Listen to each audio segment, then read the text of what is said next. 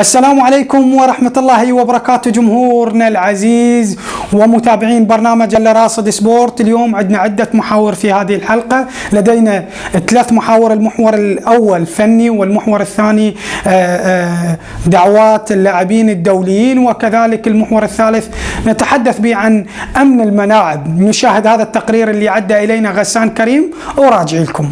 بعد 43 عاما بصرتنا الفيحاء ثغر العراق الباسم تستقبل الأشقاء على أديمها الذي عانق السماء بكرمها وجمهورها الذي أضفى كثيرا على حلاوتها وشمر عن ساعديها غبار الماضي واحتضن أشقائه كأنهم عادوا من سفر بعيد.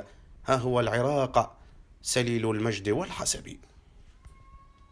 معنا اتصال هاتفي الكابتن حسن أحمد. كابتن حسن أحمد، كاساس في المؤتمر الصحفي يقول لا نمتلك الأفضلية، يعني أكو فرق أفضل من عندنا الآن. شلون نشوف تصريح كاساس؟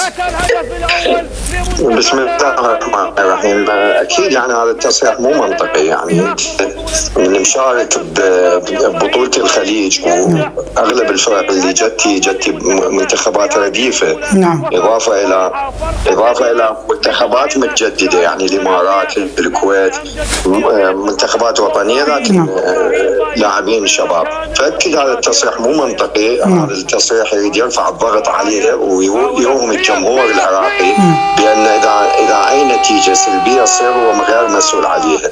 وانا اعتقد هذا يعني التصريح يلقي بظلاله على اللاعبين والطموح المنتخب الوطني اللي يريد يحرز لقب البطوله. يعني قراءتك لهذا التصريح كابتن، المنتخب العراقي متوتر راح يكون في مباراة اليمن؟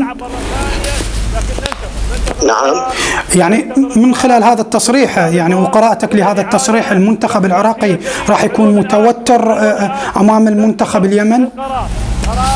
لا بالعكس، هو راح يلقي ظلاله على المنتخب في المباراة بعد اليمن، يعني بالدور القادم. يعني بعد مباراة اليمن تجي انت راح يكون مباراتنا نوعا بها من الصعوبة، اما البحرين، اما فريق قطر، اما الكويت. فهو بهاي المباراة هو متأكد انه الفوز نتيجة فريق اليمن فريق متواضع، بالرغم من هي كرة قدم، واليمن انا اقول على طول بكل بطولة لازم يسوي له مفاجأة، وانت شفتها يعني مع الفريق العماني راح يسوي مفاجأة بالتعادل. فهاي كرة قدم يعني، لكن منتخبنا يعني كعبة اعلى من المنتخب اليمني بكل الامور، يعني الفنية، البشرية، كلاعبين، كجهاز فني، يعني نقول اهتمام بالمنتخب وعلى ارضك وبين جمهورك. اكيد يعني كلام. ما يقارن. الافضليه تكون للعراق. كابتن، يعني شلون تقدر، يعني شلون تقيم منتخبنا الوطني في هذه المباراتين؟ يعني هل كان اداء جيد جدا نوعا ما، لو بعد اراد له فتره زمنيه حتى نشوف يعني لمسات المدرب وتكتيك المدرب واضح لدى الجميع؟ والله احنا اذا نجي نقيم المباراة الاولى مع الفريق العماني ما كنا جيدين بها، يعني المباراة كانت ضعيفة فقيرة من ناحية الهجوم وبها اخطاء كثيرة.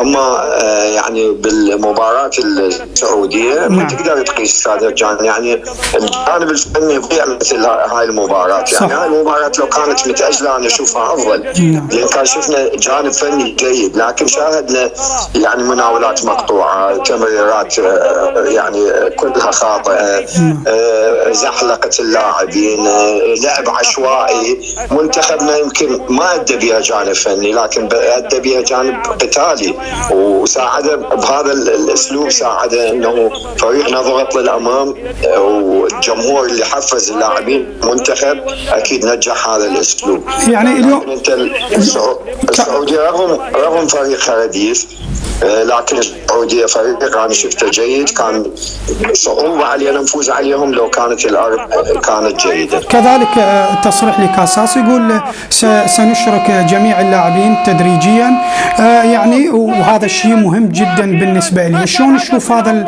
التصريح؟ يعني لا احنا هي هاي البطوله هي بطوله، يعني هو تدري من يريد يبني حسب تصريح الاتحاد يبني فريق للمستقبل اكيد لازم يجرب اللاعبين حتى ياخذ فكره على جميع اللاعبين، حتى ممكن انه يصير تقييم انه اللاعب اللي ممكن يبقى واللاعب اللي ممكن يستبعد من المنتخب الوطني. فاكيد هذا الاشراك اللاعبين شيء جيد انا اشوفه، لان انت تلعب منتخب وطني، والدليل انت شفت سوزا مدرب البحرين كيف كل مباراه بدل خمس لاعبين او 4 لاعبين وما يتغير شكل الفريق يظل يلعب بالعكس بطموح الفوز. اللاعبين البدلاء شوفوا هم اساسيين والاساسيين بدلاء، هو هذا احنا اللي نريد اذا نبني منتخب. صح هو عامل الوقت يمكن من صالح البحرين، لان البحرين صار له 4 سنين مع هذا المدرب فممكن يبدل. واضح. من هو افضل منتخب متواجد في بطولة كأس الخليج من وجهة نظرك؟ والله من وجهة نظر استاذ هجان الفريق العماني والفريق البحريني، يعني شاهدت يعني رغم الامكانات يعني شوف ما عندهم لاعبين بارزين مثل العراق اكثر اللاعبين بارزين، لكن هاي الفرق البحرين وعمان يلعبون بشكل جماعي. شوف ما عندهم سوبرات يعني لاعبين كسوبر هذا، لكن عندهم اداء جماعي والتزام بالواجبات اذا كانت فرديه او جماعيه. فأنا أقول لك الفريقين هذول يلعبون بتكتيك جماعي. شكرا كابتن حسن أحمد، كن الضيف عزيز علينا. سعيد بلقائك. شكرا لك، شكرا، تحياتي.